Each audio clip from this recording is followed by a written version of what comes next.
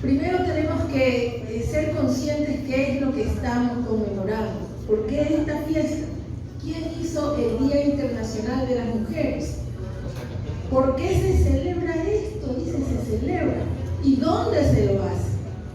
Es necesario saber, tomar conciencia que el Día Internacional de la Mujer fue decretado por las Naciones Unidas, por la ONU. ¿Y por qué lo decretó la ONU? Es decir, cuando digo la ONU, es la Organización de Naciones Unidas. En todas partes del mundo, donde los países son miembros de esta organización, están conmemorando el Día Internacional de la Mujer. ¿Y saben por qué? Porque recuerdan un día de dolor, un día de llanto, un día de crimen contra las mujeres. Recuerdan un día que las mujeres obreras de una fábrica en Estados Unidos protestaron, hicieron una huelga, porque realmente se abusaba de ellas. Trabajaban 12, 14 horas diarias, trabajaban los sábados, no había respeto a su condición de madres, ni cuando estaban embarazadas, ni cuando recién daban a luz. Y ellas hicieron una huelga. ¿Y qué pasó? Que los dueños de la fábrica llamaron a la policía, el gobierno, y arremetieron contra ellas. Las mataron, quemaron la fábrica. Fue un escándalo a nivel mundial, de tal manera que al año siguiente, reunidas las naciones en el foro de la ONU, trataron el tema y se dieron cuenta de que no era posible que a las mujeres se las trate de esa manera, y decretaron el Día Internacional de la Mujer en homenaje a esas mujeres. Y de allí para adelante las Naciones Unidas en muchas reuniones han establecido con claridad que las mujeres tenemos derechos iguales a los hombres. Han establecido que sin las mujeres no hay democracia, que somos la mitad del mundo y no puede estar esa mitad excluida de la construcción de una sociedad. Y así hay convenciones a favor de la mujer, algunas estableciendo derechos individuales de libertad, derechos sociales, derechos económicos a favor de la mujer. Entonces eso es lo primero que hay que tener claro, que este día es un día que recordamos a mujeres valientes que fueron sacrificadas, pero que gracias a ese dolor, ese sacrificio, cambiaron al menos las relaciones laborales a favor de nosotras las mujeres. ¿Ya? Eso en primer lugar. Pero ahora pensemos en la sociedad. ¿Por qué se había llegado a eso de la exclusión? No vamos a hablar del mundo, vamos a hablar del Ecuador. Saben que yo tengo una teoría que no sé si está confirmada por los arqueólogos, sociólogos, qué sé yo. Pero ustedes conocen las figuritas de barro que se llaman la Venus de Valdivia, ¿verdad? Todas las han visto. Resulta que esa cultura valdivia, 6.000 años antes de Cristo, eran hombres y mujeres que vivían en lo que hoy es Ecuador. Pero a diferencia de todas las otras culturas que han surgido, no solamente en América, en África, en Europa, que casi todas tienen figuras de barro, pero de hombres. Y siempre hay los falos, que dicen, ¿verdad? El poder masculino. Pero aquí es al revés. Hay mujeres, chiquititas, más grandes, de todos los portes. Y yo sostengo, esa es mi teoría, de que era un matriarcado. La sociedad del Ecuador se inició como un matriarcado. Y es tan cierto porque hay unas figuritas con dos cabezas. Si van al museo que queda por el río, allí siempre hay una exposición de la cultura de Valdivia.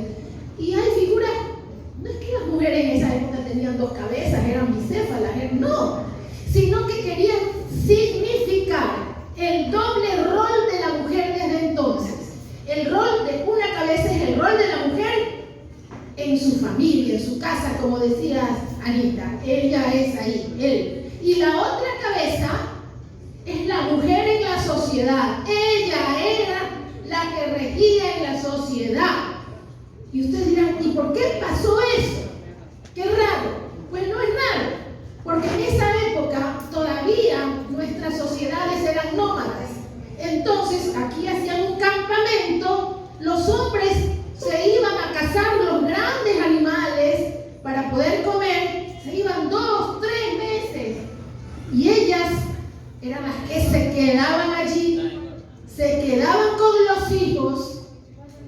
allí entonces ellas, creativas, observadoras, y son las que inventan la agricultura, que es el gran cambio que hubo en la humanidad antigua.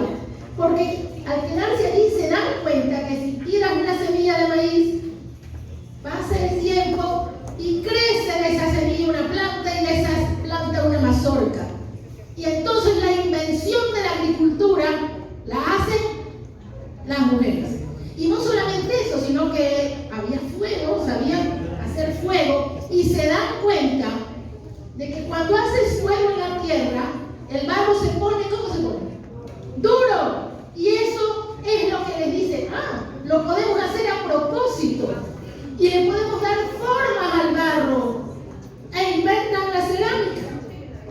Y también ellas, curiosas como somos, tenían allí algodón en la península de Santa Elena, de algodón de color blanco, celeste y café. Y cogen esos copos de algodón y comienzan. ¿Qué pasa cuando uno coge un copo de algodón? No sé si alguna ha cogido esa planta. El algodón lo abre así, se hace un hilo, comienzas a tejerlo y te das cuenta que puedes tejer, pues. E inventan también el tejido. Entonces somos creadoras, inventivas. Pero ¿qué pasó con estas mujeres valdivias, de las cuales derivan todos los otros grupos humanos que fueron haciendo este Ecuador de hoy? Pues sí, se hizo poco sabemos de nuestra prehistoria. Sabemos que después llegaron los incas a conquistarnos y ellos ya eran una cultura machista, patriarcal diríamos, donde había una jefatura de hombres. Sin embargo, no tan así, porque cuando estudiaba la historia, al menos en mi época, creíamos que no sabíamos de la Valdivia, cuando estábamos en la India, decía que la creación de esa cultura venía de una mujer y de un hombre. Siempre una mujer y de un hombre. Una mujer y un hombre. ¿Ya? Y tenían sus roles. Pero vamos más rápido ya. Vamos a la época en que fuimos conquistados por los españoles. Ellos traían una cultura de Europa, donde era una cultura de que dejaban totalmente a un lado a las mujeres. Y la época de la colonia para nosotras, mujeres, fue durísima. A las mujeres no se les permitía ni estudiar, ni leer. Las que sabían leer, aprendían a leer solamente en el libro de catecismo, nada más. Y era tan restrictiva la vida de ellas, que para buscar libertad iban a los conventos. La de mujeres que iban al convento, no porque tenían vocación para ser religiosas, es porque en el convento había un espacio de libertad donde podían leer, porque les enseñaban a leer, porque podían cantar, porque podían hacer versos. También poco sabemos de esa época, pero lo que sí sabemos es que poco a poco más mujeres fueron comprendiendo que no podíamos vivir así en la colonia, que teníamos que ser libres. Y allí la historia nos cuenta de dos mujeres. De una nos cuenta la historia de Manuela Cañizares. Pero mire cómo es, ¿no? Antes, cuando yo estaba en la escuela, me decían que Manuela Cañizares era una prostituta, que en su casa de citas se reunían los patriotas ahí para pasarla bonito. ¿Ya? Entonces, se imagina, así se trataba a la mujer que tenía ideas, a la mujer que pensaba, a la mujer que creía en la necesidad de luchar por una nueva y más justa sociedad. ¿Y qué decir de la otra Manuela? Manuela Sáenz. ¿Qué nos decía? Esa es la amante del Libertador. Y no le dábamos crédito a esta mujer ecuatoriana. Más la aplaudían en Venezuela, en Perú, y aquí no. ¡Qué horror! La amante, una amante, qué vergüenza.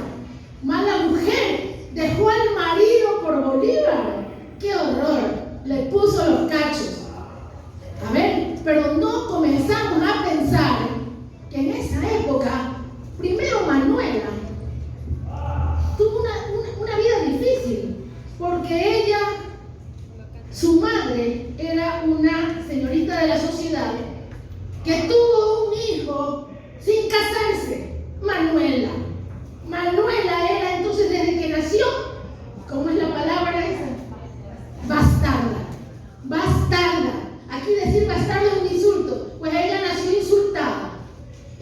tapar la falta de la señorita, Manuela la mandaron a un convento. Pero tú no puedes quitarle el genio al que tiene genio desde que nace, ¿ya? Entonces ella, quizás algunas han visto la película, la primera vez que han hecho una película sobre Bolívar, donde ponen a Manuela como una terrible, ¿no? Le hace horrores a las monjas, etc. Pero dando la aguantan y la mandan al campo, donde un presbítero que era su pariente. Y allí ella entiende lo que es la libertad, se hace amiga de esas dos negras que la acompañaron toda la vida. Ella ahí con el presbítero lee todo lo que puede caer en sus manos y comienza a admirar a Bolívar. Pero llega los 17 años y sin que ella sepa, la llaman otra vez a Quito y aparece el padre y le dice: tú te vas a casar con ese viejo de allá, que es un médico español, y te vas de aquí de este país porque no quieren niñas bastardas. Y esa es la historia. Y la madre creo que se va a Panamá y eso.